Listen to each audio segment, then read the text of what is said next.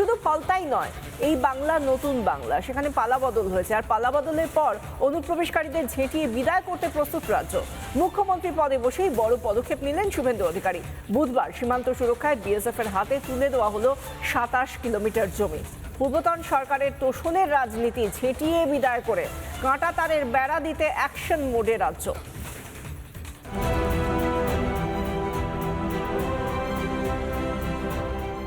আমরা বর্তমান সরকার আসার পরে দ্রুততার সঙ্গে এই ল্যান্ড হ্যান্ডওভারের প্রক্রিয়া শুরু করতে চলেছি।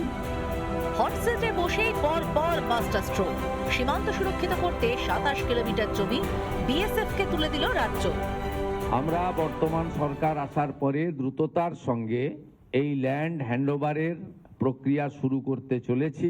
এর সূচনা লগ্নে আমরা 18+9 27 কিলোমিটার এলাকাকে সুরক্ষিত করার প্রয়োজনীয় জমি সরকারি এবং আমাদের প্রাইভেট ল্যান্ড যা পারচেজ আমরা করছি এবং তার সম্পূর্ণ অর্থ বিএসএফ আমাদের দিচ্ছেন, ভারত সরকার আমাদের দিচ্ছেন, আমরা সেটা সূচনা করলাম।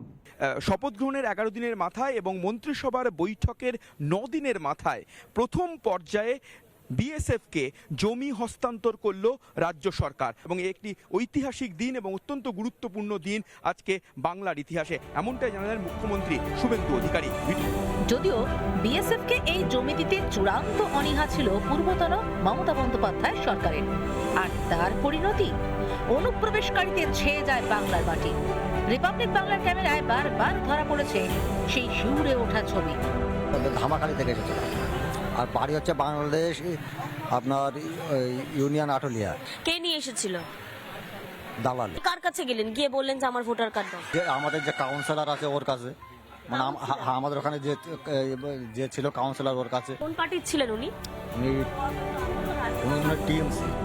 কিন্তু অনুপ্রবেশকারীদের রেয়াত করা হবে না, আগেই হুঙ্কার দিয়েছিলেন প্রধানমন্ত্রী মোদী। आज बनगांव से मैं डंके की चोट पर घुसपैठियों को चेतावनी देना चाहता हूं।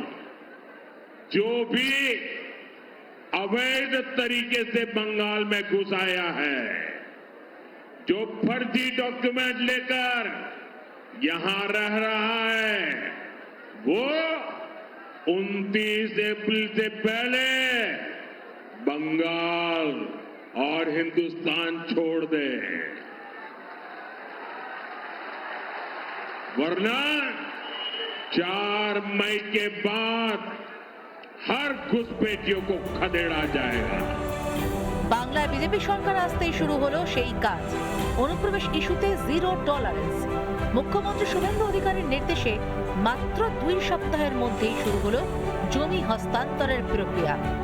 555 কিলোমিটার এমন এলাকা রয়েছে যেখানে রাজ্য সরকার চাইলে বিএসএফ কে জমি দিতে পারত, কিন্তু রাজ্য সরকার, বিগত রাজ্য সরকার রাজনৈতিক কারণে, ভোট ব্যাংকের জন্য এবং তাদের যে হাই অ্যাপিজমেন্ট, তুষ্টিকরণ, তোষণের এজেন্ডা ছিল, সেই কারণে তারা হয়তো দেয়নি। এই সিদ্ধান্তের পর সীমান্ত পাহারা আরো নিশ্ছিদ্র হবে। যে এলাকা এতদিন অরক্ষিত ছিল সেখানে এবার বসবে কাঁটাতার। রক্তপিতিদের রুখতে যা অত্যন্ত দরকারি ছিল। সবার আগে জাতীয় নিরাপত্তা। রাজ্যের নতুন সরকার বুঝিয়ে দিল দেশের সুরক্ষাই সবার আগে।